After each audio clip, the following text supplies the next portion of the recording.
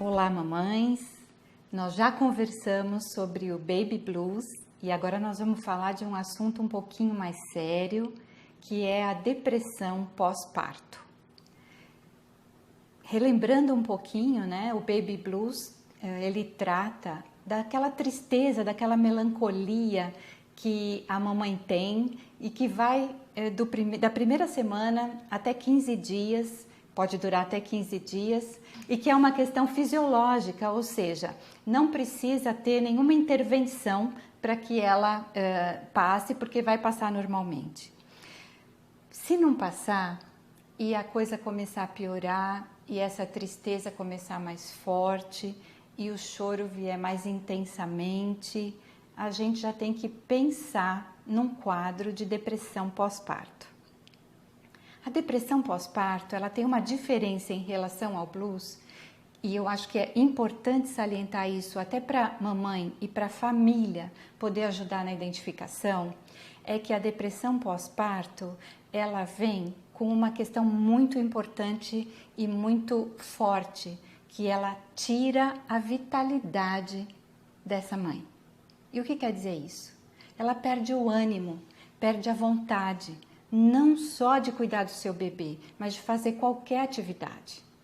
E ela vem também acompanhada de sensações muito fortes, inclusive de ideações suicidas.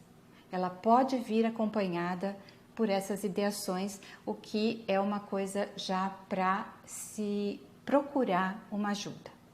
Por isso, diferentemente do Baby Blues, na depressão pós-parto é preciso que haja uma intervenção médica, ou seja, é importante e por isso fale com seu obstetra que ele pode lhe acompanhar, mas o importante é procurar uma ajuda psiquiátrica e uma ajuda de psicoterapia. E é importante falar com o obstetra, por quê? Porque ele pode ajudar na indicação de um psiquiatra que entenda mais desse período puerperal, porque hoje em dia existem medicamentos que podem ser utilizados no decorrer da amamentação sem prejudicar o bebê. Por isso é importante o encaminhamento para um psiquiatra especializado. O que a gente pode dizer sobre a depressão pós-parto é um alerta para que ela seja prevenida. Então, diferente também do Baby Blues, a depressão pós-parto pode ser prevenida. E como é que ela pode ser prevenida? Quando ela for acompanhada, quando a mamãe for acompanhada já durante a gestação. Então, se você sentir na gestação já algum sintoma que sinalize uma depressão, precisa ser comunicado ao obstetra. Por quê?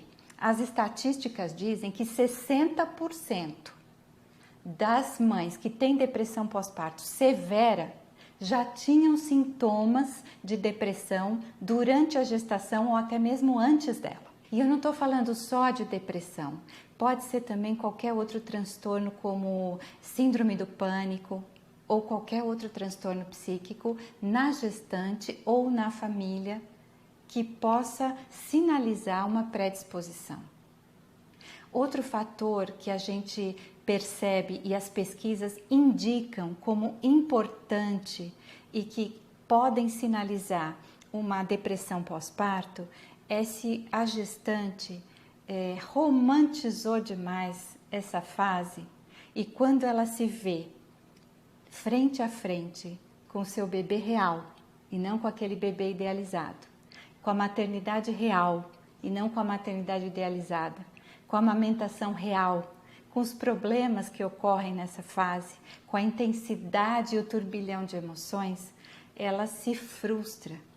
Tudo isso somado pode levar a um quadro de depressão pós-parto. Não estou dizendo que isso vai acontecer, mas pode acontecer. Se todo esse quadro estiver presente, é bom que se fique alerta para prevenir, porque prevenir é sempre a melhor opção quando a gente fala de depressão pós-parto. Outras dicas de prevenção para a mamãe são muito simples e não diferem muito da depressão que não é decorrente do parto. Quais são? Exercício físico, cuidar da alimentação, e aquelas que são específicas desse período são: tenha uma rede de apoio, peça ajuda, família, amigos, procure colocar como você está se sentindo. Isso não é vergonha, isso não é medo. Como a gente falou, isso ocorre em 60% a 80% das mulheres.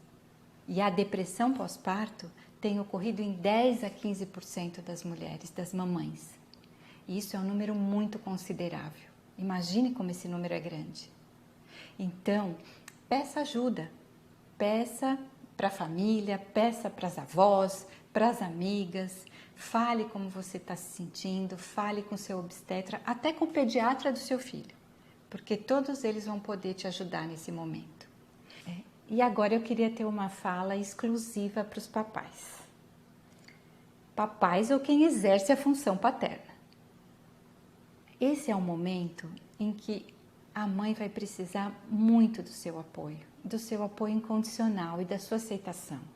Então, se ela estiver chorando, tudo bem, e diga para ela que está tudo bem. Diga para ela que você está aí para ela, que você vai dar o apoio e que ela pode sim desabar um pouquinho, porque ela não tem que ser forte o tempo todo. E que você está aí para dar esse apoio, que você está aí para ajudá-la, que você está aí para proteger essa díade mãe e bebê que é tão forte e é tão importante que se estabeleça esse vínculo. Então, pai, essa é a sua função nesse momento, mas a gente vai falar disso num outro vídeo.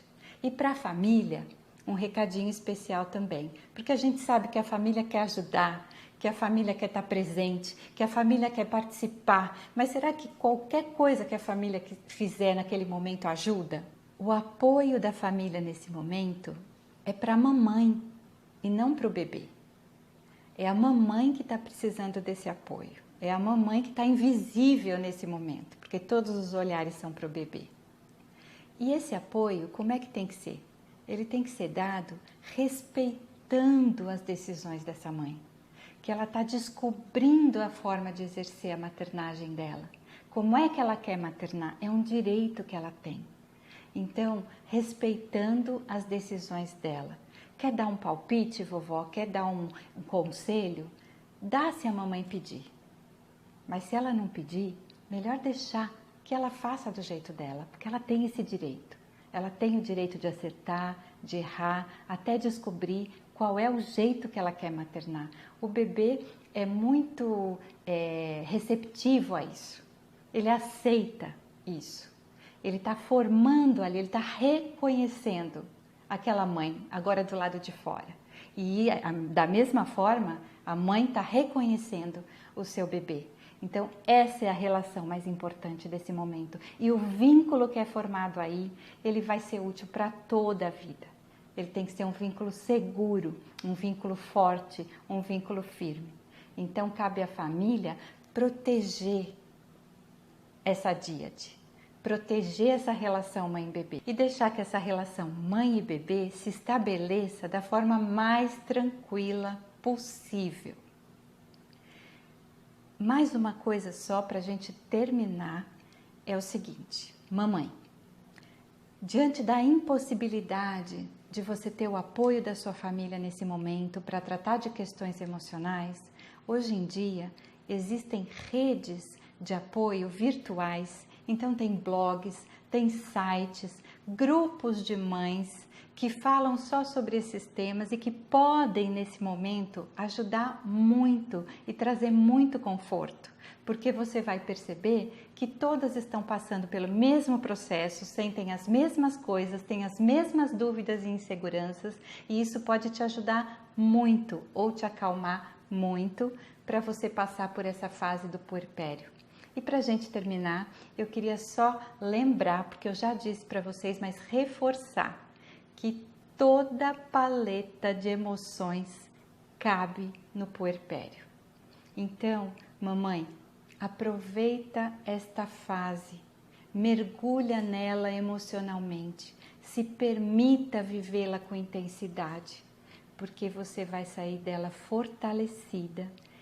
O vínculo com o seu bebê vai sair fortalecido também e você vai se permitir conhecer-se de forma como talvez você nunca tenha feito antes.